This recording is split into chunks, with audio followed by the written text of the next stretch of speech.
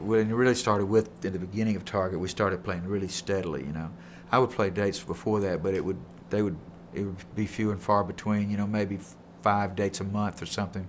And then with Target, we started playing like every weekend, and we were like this tall, and the fraternities and sororities that would hire us were like this tall, that old, you know, and we kept playing so long that they became younger and we became older, and we became so good in such all the fraternities and sororities fought to have us play at their parties, you know, after like playing for them for like 3 or 4 years, you know, and we got really good, and then people flipped out, and so we started playing a little club called High Cotton, and Butch Stone, from the manager for Black Oak, Arkansas, came down and saw us and said, "Hey, you guys are good, man. You want to sign a management contract and do a record?" And we said, "Yeah, sure, let's do it." You know, we didn't know, I didn't know if it was going to be a success or not, or I think I thought it probably wasn't at the time, but we did it anyway, and we got to do 2 records on A&M.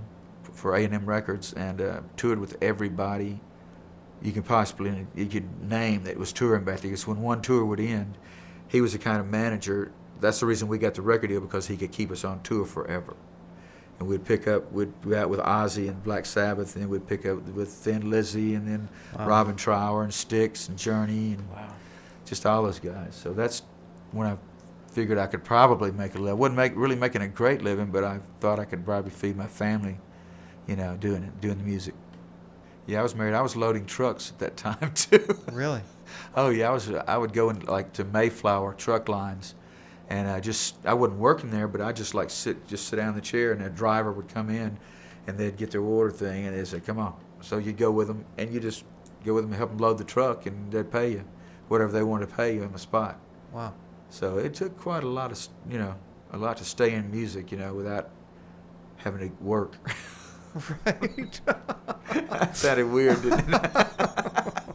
I was very excited, especially when we started going out on tour with all these great bands that I'd listened to, you know, and meeting all the people and finding out they're pretty much just like you are. There's no secret phrase that you have to know, you know, to be able to talk to them or to get in their circle, you know.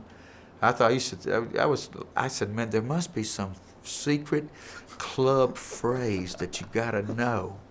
You know, I swear to you, one time I thought this, that you have to know, and you gotta walk up to one of those guys and say it, and then you're like in.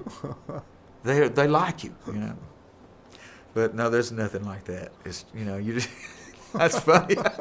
I know, but it is true. But you know, yeah, you know, you think you don't know what's going on, you know, so you think there's something, but you know, everybody's just like everybody else. And now that I've known them for years and years and years, you know, it's great to have met them way back then.